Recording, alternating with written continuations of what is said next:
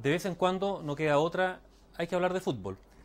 A través del fútbol también percibimos cómo han cambiado las formas en que nuestra sociedad se relaciona, cómo hace los negocios, usa o abusa del poder, sirve de trampolín para algunos, sin que necesariamente los que aparecen sean realmente los que mandan. Puede decirse entonces que no difiere mucho el fútbol en lo que ocurre en el verdadero poder del país, que el capital, el de los grupos económicos. Y en buena medida porque representantes u operadores de algunos de esos grupos económicos se han hecho dueños del fútbol, mediatización o privatización mediante. La irrupción de las sociedades anónimas en el fútbol, hay que decirlo, no garantiza nada. La garantía está simplemente en la transparencia, que se logra en la medida en que esas sociedades, por ejemplo, sean fiscalizadas con celo por parte de las autoridades financieras. Vamos a poner un ejemplo. Recién ayer, la Fiscalía Nacional Económica anunció que va a investigar sobre los directores de empresas que participan en más de una empresa. Y esto a partir de una denuncia anónima en contra de Bernardo Mate Larraín, que forma parte del directorio de la CMPC, la compañía manufacturera de papeles y cartones, que es propiedad de su grupo familiar. El problema, y de ahí la denuncia, es que Mate también integra el directorio de Copec, y Copec es el dueño de Celulosa Arauco, la otra gran empresa maderera del país. Si bien la Fiscalía Nacional Económica archivó este caso específico, decidió hacer un estudio sobre qué pasa con los directores que están al mismo tiempo en varias empresas. Y hay preguntas, ¿puede eso generar, por ejemplo, algún tipo de colusión, de tráfico de influencias, de información privilegiada, acuerdos anticompetencia, barreras de ingreso al mercado, etcétera? Eso es lo que aparentemente quiere preguntarse y preguntar la Fiscalía Nacional Económica. Preguntas así, a mi juicio, también hay que hacérselas hoy día a nuestro fútbol. Si se trata de hombres de negocio, hay que también fiscalizarlo desde la perspectiva de los negocios. O si no, vean ustedes lo que ha ocurrido con las universidades, convertidas también muchas de ellas en simples unidades de negocios que se compran y se venden, por ejemplo. Hemos terminado finalmente escrutando las universidades desde la lógica de los negociados, no de los negocios, los negociados. ¿Acaso, por ejemplo, los clubes de fútbol no son lo mismo? ¿Acaso no están dedicados al lucro? Por eso hay que interrogarlos, por ejemplo, desde una lógica de la Fiscalía Nacional Económica o de la Superintendencia de Valores y Seguros.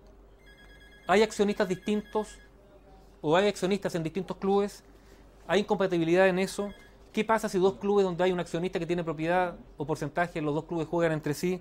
¿Cómo se fiscaliza la compra y venta de las acciones? Son preguntas que están ahí para ser respondidas. Ahora, dicho todo esto, es inevitable hablar del lío en que se encuentra el presidente de la Asociación Nacional de Fútbol Profesional, Sergio Jadue. Como se sabe, Jadue intervino en una transacción comercial de terceros. Desde su cargo de presidente de la NFP, lo hizo. El caso es el siguiente: la Universidad de Chile quiso comprar o quería comprar al jugador Ramón Fernández, propiedad en un 50% de O'Higgins, 25% de Unión La Calera y 25% era propiedad del representante del jugador.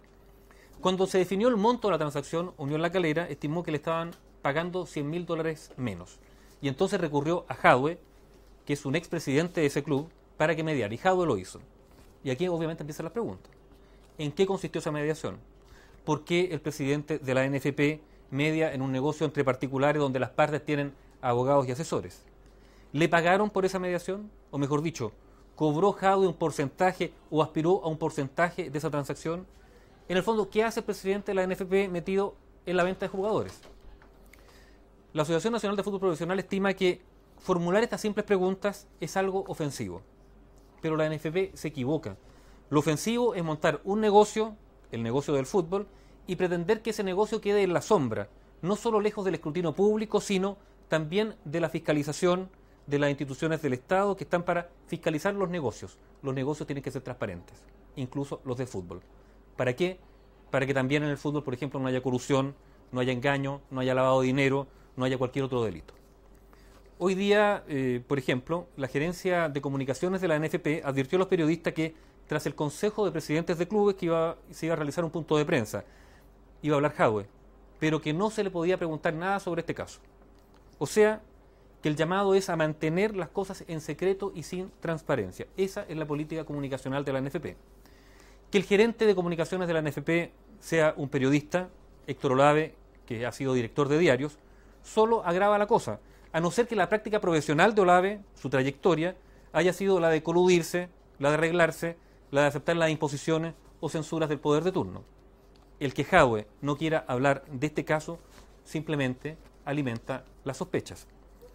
La NFP podrá argumentar que sacó un comunicado este lunes pasado explicando su caso, pero no basta con un simple comunicado y no basta con este comunicado en particular, porque en realidad es un comunicado que prácticamente hay que descifrar. Les voy a leer un punto, el punto 6, que dice textual, tengan paciencia.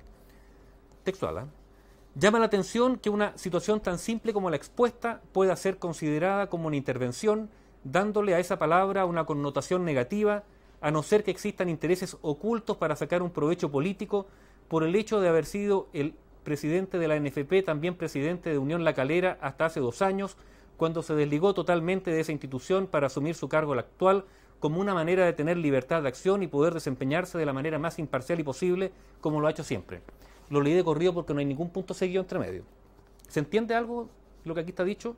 Aparte de la mala redacción, entreverada, sinuosa, escurridiza, lo que se saca en claro de este comunicado es que las dudas legítimas que hay sobre el actuar de Jadwe a juicio de la NFP obedecerían a intereses ocultos para sacar un provecho político, una especie de maniobra o confabulación.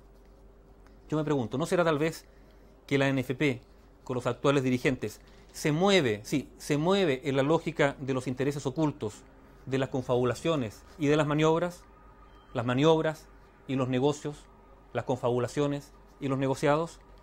Tal vez sea hora que efectivamente la Fiscalía Nacional Económica o instituciones como esa ponga la lupa en el fútbol.